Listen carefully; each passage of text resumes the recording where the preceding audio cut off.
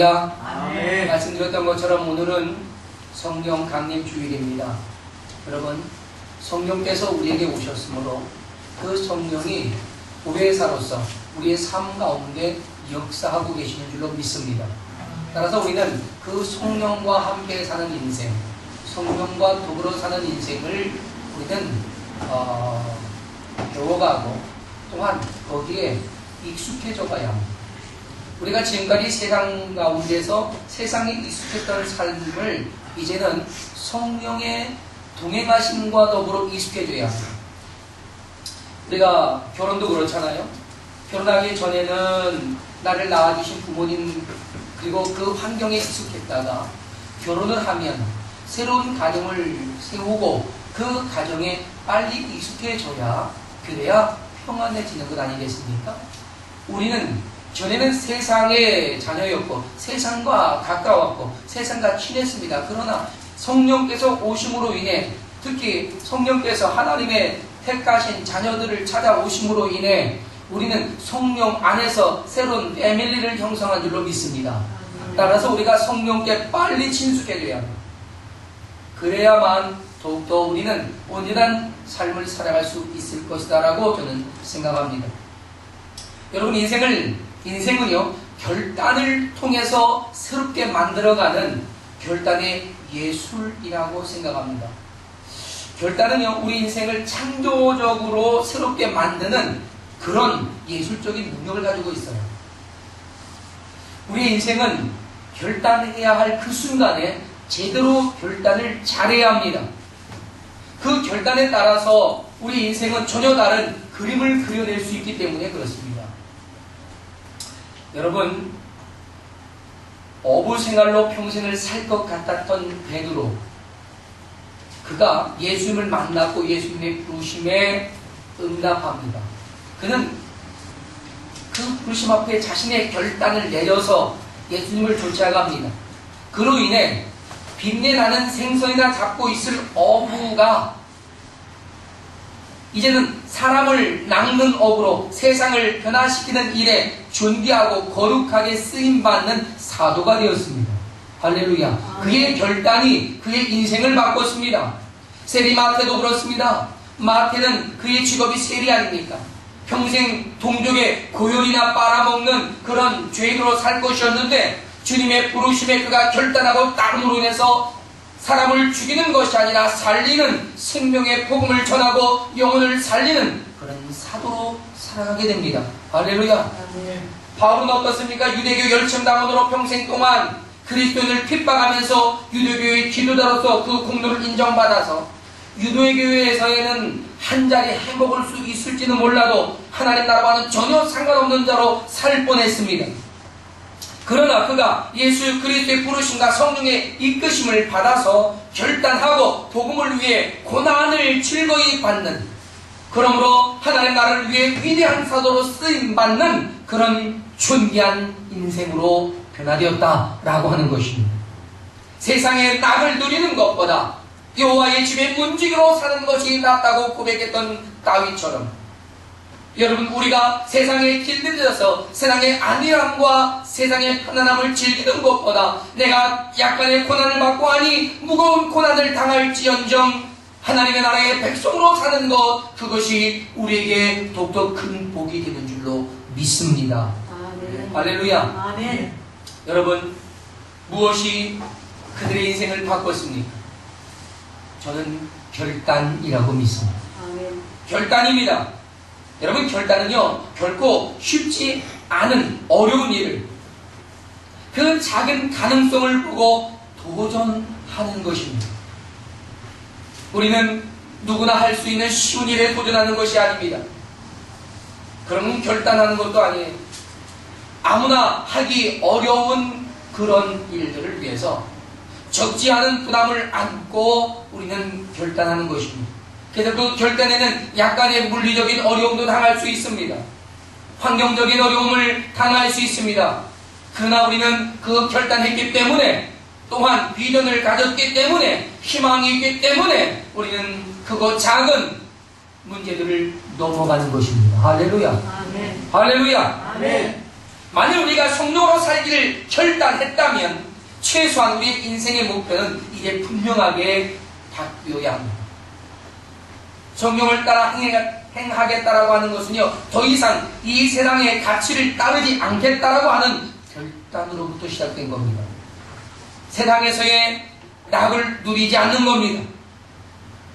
하나님의 뜻을 이루기 위해 고난에 동참하는 것을 오히려 더 소중한 가치로 보는 것입니다. 세상적인 욕심에 이끌려 살지 않는다는 것이지요. 오직 성령께서 내 안에 감동하시고 나를 이끄시는 하나님의 음성을 쫓아 나아가는 것입니다. 처음엔 쉽지 않습니다. 어린아이와 같이 아장거리면서 내 걸음마를 떼는 그러한 어려움의 순간들을 우리는 맞닥뜨릴 것입니다. 어린아이가 한 걸음 한 걸음을 내디딜 때 얼마나 무섭고 두렵겠습니까? 우리가 알듯이 그 어린아이들이 한 걸음 내디디려고 할 때 주저앉으며 앙하고 울지 않습니까? 두렵기 때문입니다. 저도 여러분이 성령님과 함께 살아가고자 하는 여러분의 인생 가운데 여러분의 삶에 약간의 두려움이 오고 또한 여러분에게 막막한 현실의 문제 앞에서 답답해할 수 있다는 문제도 저는 충분히 이해를 합니다. 그러나 그렇다고 주저앉을 수 없는 것입니다. 걸음마를 떼고 한 걸음 두 걸음 또다시 걷다 보면 뛸 수 있는 것입니다. 할렐루야. 뛰다 보면 우리는 우리의 걸음걸이가 자연스러울 수 있고 그리고 편안해질 수 있다는 것입니다.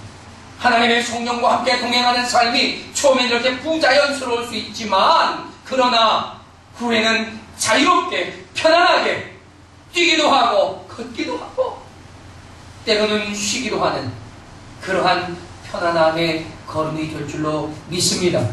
성경은 말합니다. 로마서 8장 14절에 보니까 이렇게 증거하지요. 무릇 하나님의 영으로 인도함을 받는 그들은 곧 하나님의 아들이라라고 말합니다. 사랑하는 여러분, 그러니 성령으로 사는 것, 그것은 하나님의 자녀답게 사는 것입니다. 할렐루야. 우리들이 성공적인 신앙생활을 위해서도요, 성령으로 인도함을 받는 것은 중요합니다. 예수님께서도 말씀하셨습니다. 내가 너희를 고아와 같이 버려두지 아니하고 아버지께 구하겠으니 그가 또 다른 보혜사를 너희에게 주사 영원토록 너희와 함께 있게 하시겠다고 했습니다. 할렐루야. 성령으로 사는 사람은 이런 하나님의 보장을 받고 사는 복된 인생이라는 사실을 여러분 기억하시기를 바랍니다. 우리가 또 한 가지 이해하고 넘어가야 할 것이 있습니다. 여러분 오늘 본문은요, 성령의 열매를 말합니다. 그러면 열매가 어떻게 생깁니까? 저절로 맺어지나요? 아닙니다. 열매라고 하는 것은 뿌리로부터 공급받는 영양소, 그 자양분을 공급받아서 열매를 맺는 것입니다. 그러니 열매는 곧 뿌리로 인해 공급받은 결과물들이다라고 하는 것이죠. 성령의 9가지 열매, 그것은 성령을 통해서 맺어지는 겁니다. 우리가 성령에 익숙하게 되어져야만 성령의 열매를 맺을 수 있다는 것입니다. 성령이 우리에게 영향력을 끼치고 있을 때 그 영향을 받아들여야만 맺을 수 있다는 것입니다. 가지를 끊어버리면 죽어버린 것처럼 성령이 우리에게 계속적으로 우리의 삶 속에 역사하고 주관하시고 내 안에서 역동하고 계셔야만 우리가 하나님의 거룩한 백성으로서 성령으로 사는 인생이 된다라고 하는 것입니다. 할렐루야. 그래서 성경은 우리가 은혜와 진리 안에서 주님의 긍휼과 자비와 사랑으로 말미암아 살아가는데 바로 이 사랑과 희락과 화평과 오래 참음과 자비와 양손과 충성과 온유와 절제라고 하는 이 성령의 9가지 열매는 세상이 가지고 있는 그 동일한 이름의 덕망과 좀 다릅니다. 성령으로 말미암은 덕망입니다. 세상에 자연스럽게 덕이 있고 인격이 갖춰져서 그가 사랑을 하고 희락이 있고 화평을 또한 오래 참음과 자비와 양손과 충성과 온유와 절제를 가지고 있어도 하나님의 성령이 우리와 함께 하심으로 나타나는 그러한 열매와는 다르다라고 하는 것입니다. 왜요? 하나님의 성령은 그 안에서 생명을 이루어 가시기 때문입니다. 할렐루야. 네. 나를 드러냄이 아니라 내 안에 계신 예수 그리스도를 보이고 나를 나타내이 아니라 예수 그리스도의 십자가를 나타내면서 그들을 그리스도의 복음으로 이끌어가는 선한 도구여야 한다는 것입니다. 할렐루야. 네. 사랑하는 여러분, 교회는요 세상이 원하는 것을 하는 기관이 아닙니다. 믿습니까? 세상에 필요한 일을 하는 기관입니다. 네. 우리 예수 그리스도의 교회는요 하나님이 원하시는 것을 하고 하나님께서 지시한 것을 하고 그리고 세상에 필요한 것인 줄 알고 우리가 행할 때 이 세상의 변화가 이루어지는 것입니다. 저는 하나님의 성령께서 이 땅에 오셔서 우리를 보호하실 뿐만 아니라 이 땅에서 하나님의 진리가 진리되게 하시는 일을 위해서 역사하고 계신다는 사실을 믿습니다. 사랑하는 여러분, 오늘 본문에는요 참 흥미로운 그러한 이 징언이 있습니다. 그건 23절에요 뭐라고 말합니까? 끝부분에 보니까 이와 같은 것, 이 같은 것을 금지할 법이 없느니라 라고 말합니다. 여러분, 이것이 무슨 뜻입니까? 우리가 성령의 열매를 가지고 세상에서 행하고 살면 세상은 그러한 것들을 반대하지 않고 환영한다는 뜻입니다. 네? 그러니까 이러한 일들이 세상이 반대하는 법을 만들 이유가 없다는 것입니다. 왜요? 세상이 원하기 때문이죠. 네. 따라서 성도들이요 성령이 이끄시는 삶 그대로 살면 세상이 우리를 부담스러워하지 않습니다. 아니, 혹 부담스러워할 수 있습니다. 그러나 우리를 거절하진 않습니다. 아니, 혹 거절할 수도 있습니다. 그러나 세상이 비난하지는 않습니다. 아시겠습니까? 우리가 그리스도인으로서 하나님 앞에서와 세상 가운데서 인정받고 환영받으려면 우리는 성령으로 사는 그리스도의 사람이 되어야 한다는 것입니다. 그러면 성령으로 살기 위해서 우리는 어떻게 살아야 하느냐? 첫 번째, 성령 충만을 받고 성령 충만을 유지하며 살아야 합니다. 여러분, 술을 마시는 사람들은요 대부분 이런 말을 합니다. 처음에는 자기가 술을 먹는데요, 그 다음에 술이 이렇게 술에 취하면 술이 술을 먹는답니다. 그 다음에 그 술이 나를 먹어버린대요. 네. 저는 술에 취해본 적이 없기 때문에 술을 마셔본 적은 있습니다. 네.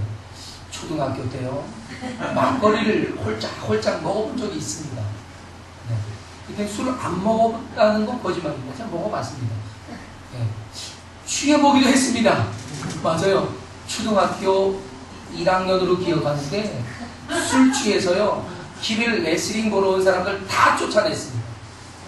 네. TV 끄고 술 주정을 부린 겁니다. 제정신이 아니죠. 제가 한 게 아닙니다. 뭐가 있으니까. 초등학교 2학년 때. 참. 제가 예수님 몰랐으면요, 저 역시 술꾼이었을 겁니다. 그런데 초등학교 1학년부터 이렇게 술 주정하고 살았습니다. 자, 근데 성령 충만도 비슷하다는 것입니다. 성령 충만도요, 처음에는 우리가 성령 충만하기 위해 열심히 노력하잖아요. 그죠? 성령 충만하게 해달라고 우리가 막 간구합니다. 그런데 성령이 오셔서 성령이 정말 충만하고 우리를 다스리시면요, 그때부터는 내가 나를 주장할 수 있는 것이 아니라 성령께서 나를 주장하시고 이끌어가시게 되는 겁니다. 그런데 그것이 중간에 끊어지면 안 되는 거죠.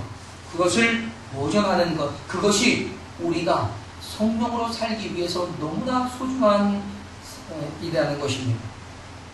할렐루야. 아멘. 여러분, 성령 충만은요 내가 원한다고 다 되는 것은 아닙니다. 그러나 내가 원해야 성령 충만함을 받을 수 있는 기회가 주어집니다.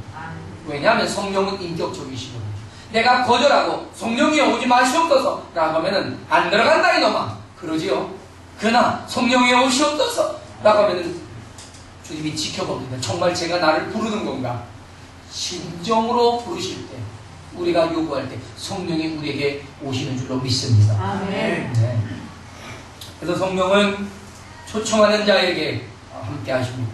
우리는 성령 충만한 생활 속에서 우리는 좀 더 하나님이 기뻐하시는 삶으로 우리의 이 삶을 바꿔갈 수 있는 그런 의지가 필요한 줄로 생각합니다.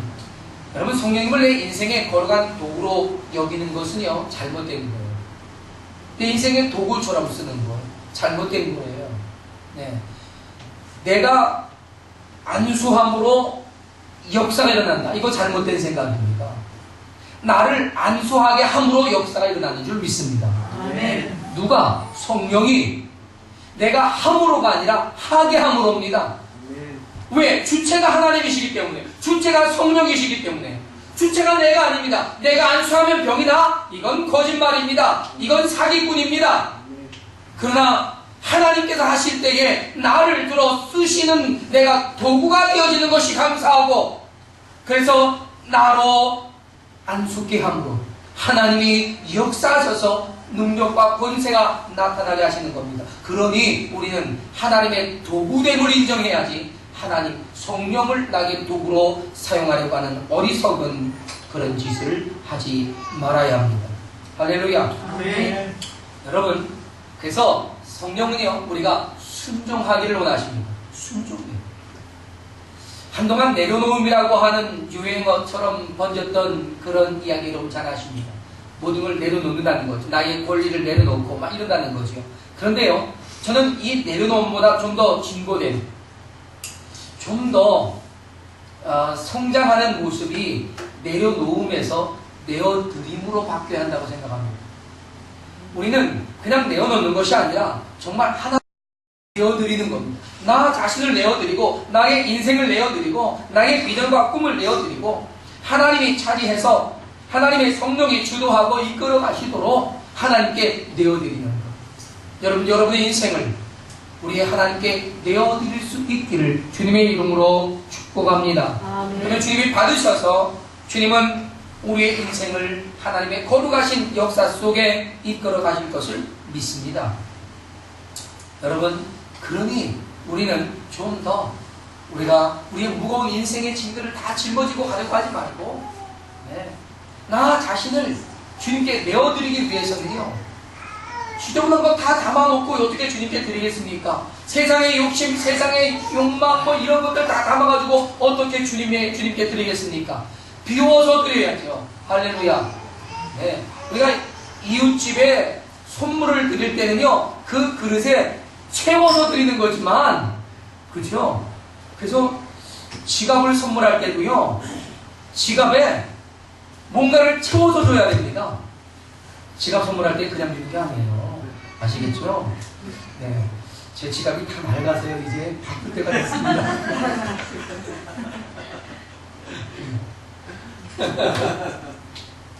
최소한 지갑 안에, 편지라도 한 장 써 넣어야 되는 거예요. 어떤 편지? 부자 되세요. 그러나, 우리가 주님께 드릴 때는요, 다 비우고 드리는 거예요. 할렐루야. 다 비워서 드리는 거예요. 그래야 주님께서 그곳에 하나님의 성령께서 채우실 것을 채워서 우리 인생 가운데 다시 되돌려 주시며, 이제 내 마음껏 진리 안에서 자유하라고 말씀하시는 겁니다. 할렐루야. 두 번째, 성령 충만한 사람이라면 어떻게 살아야 할까요? 그건 성령의 인도를 따라서 하나님의 뜻을 위해 살아가야 하는 겁니다.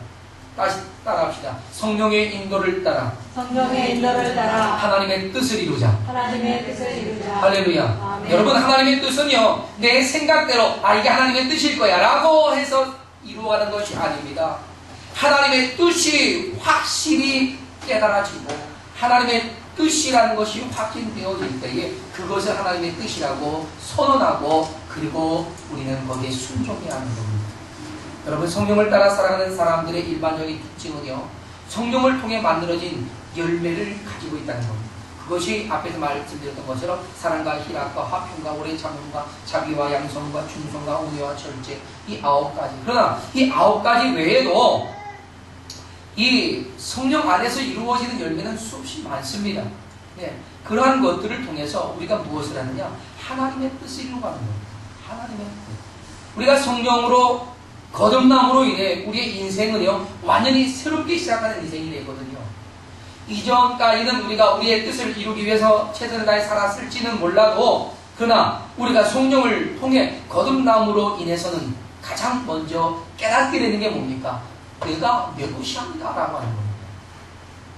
내가 하나님의 것이 되었다라는 것이죠. 나를 대신해서 십자가에 대하신 예수 그리스도께서 빚값으로 나를 사셨기 때문에 저는 더 이상은 나 자신에 대한 주권을 내가 주장하지 않겠다. 그것을 하나님 예수께 드리겠다라고 하는 고백이 시작되어서 주를 위해 살겠다라고 하는 그런 결단을 하는 것 아니겠습니까?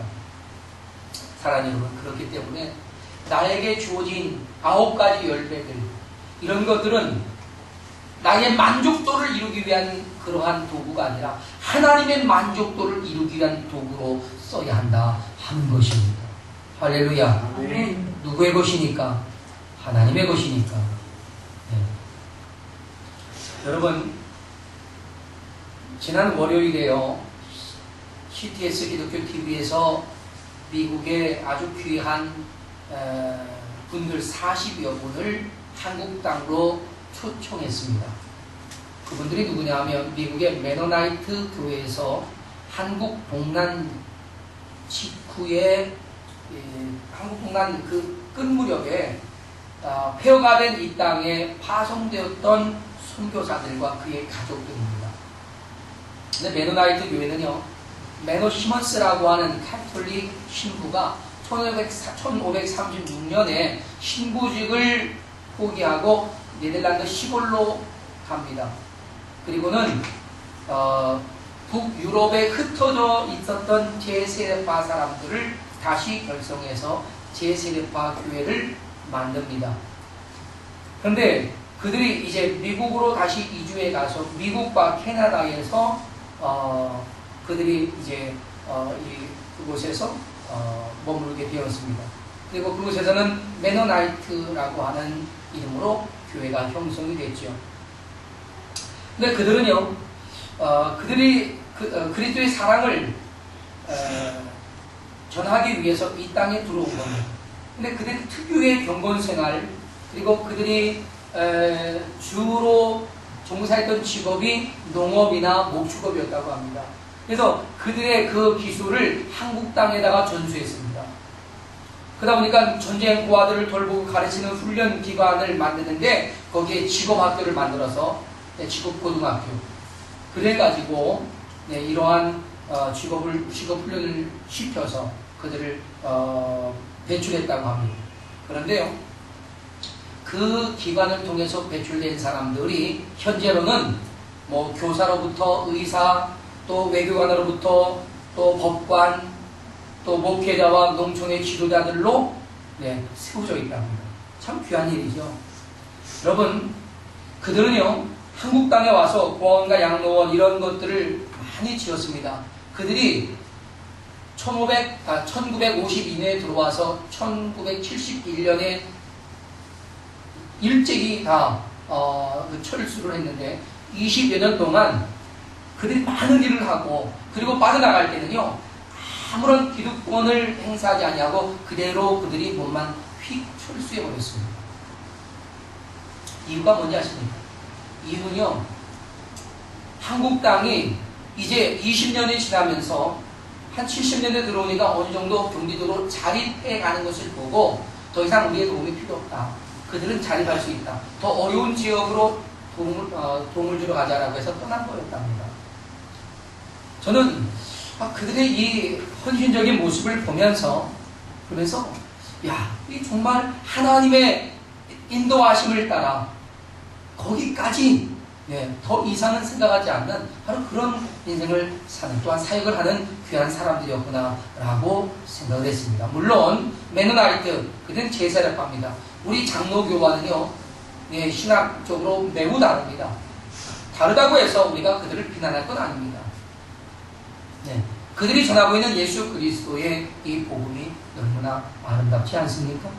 사랑하는 여러분, 우리는요, 정말 내가 하나님의 성령의 인도를 받는 사람들이라면 하나님의 뜻을 이루기 위해 쓰임받는 사람이 되는 겁니다.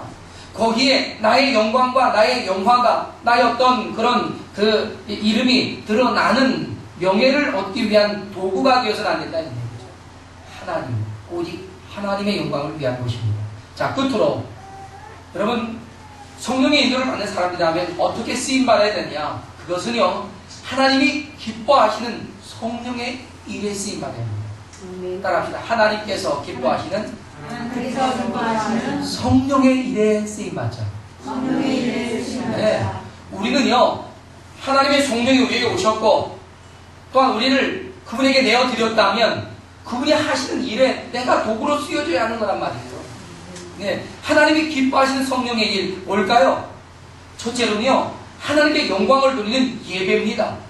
그럼 예배에 내가 쓰임받아야 돼요. 할렐루야. 아멘. 예배대로도 오지만, 우리는 예배에 제물로 드려지는 거예요.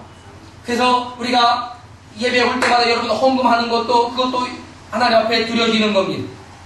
또 여러분이 예배 때 하나님 앞에 봉사하고 주일날 주 앞에 봉사하고 여러 가지 여러분이 힘써서 수고하는 것들, 이런 것들이 누구의 이름으로? 예수 그리스도의 이름으로. 누구에게 이끌려? 성령에 이끌려. 그 도구로 쓰여지는 겁니다. 주님 우리에게 각양 은사들을 맡겼습니다. 그 은사들을 활용해서 그 일을 하는 것이에요. 예배의 일을 말이죠. 네, 예배의 일을. 그래서 우리가 오늘 이 영상으로 우리는 찬양을 했지만 곧 훌륭한 찬양팀들이 구성돼서 그들로 인해서 함께 예배가 신령과 진정으로 하나님 앞에 드리는 그런 날이 올 수 있기를 기대합니다. 또한 하나님이 기뻐하시는 성령의 일이 뭡니까? 그것은 두말할 것 없이 복음을 전하는 일입니다. 할렐루야. 하나님이 기뻐하시는 성령의 일, 이것이 곧 복음 전파예요. 그래서 우리는 시간대를 얻지 못하든지 항상 누구를 만나든지 예수 그리스도를 전하는 그런 여러분의 습관, 그런 여러분의 삶이 되시길 축원합니다. 일부러 전도하러 나가는 것도 중요합니다. 그러나 기회가 주어졌을 때 전도를 하지 않는 것이 문제입니다. 할렐루야. 여러분의 가족이든지 친척이든지 아니면 알고 지낸 사람이든지 구멍가게 아저씨든지 아줌마든지 우리는 그들에게 복음을 전할 수 있어야 합니다. 복음 전하기 전에 그냥 휙 던져보는 말씀으로 하지 마십시오. 먼저 기도하고 하나님, 저기 영혼이 있는데 저 영혼에게 하나님 성령께서 이 시간 하나님의 말씀 복음을 증거하시기를 원합니다. 저를 도구로 써주셔서 성령이여 복음을 전해주시옵소서. 그리고 내가 도구가 돼서 성령님 내가 도구가 쓰여지기를 원합니다. 그리고서 예수 믿으라고 전하면 그것은 내가 전한 것이 아니라 성령께서 전하시고 나는 도구로 쓰여지는 시간이 된 줄로 믿습니다. 거기 역사가 일어나는 거예요. 할렐루야. 그렇습니다. 성령이 이끄심을 받는 인생들이라면 무엇보다도 복음을 전하는 그 일에 쓰임받아야 합니다. 할렐루야. 아멘. 그렇게 되어질 때 우리는 진정 하나님의 나라의 백성으로 자녀로서 온전한 삶을 살아가게 될 줄로 믿습니다. 오늘 성령 강림 중입니다.